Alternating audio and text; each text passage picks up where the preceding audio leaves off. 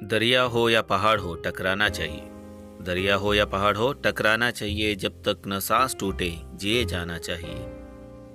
यूं तो कदम कदम पे है दीवार सामने, कोई न हो तो खुद से उलझ जाना चाहिए। झुकती हुई नजर हो कि सिमटा हुआ बदन, हर रस भरी घटा को बरस जाना चाहिए। चौराहे बाग बिल्डिंगे सब शहर तो नहीं, कुछ ऐसे वैसे लोगों से याराना चाहिए।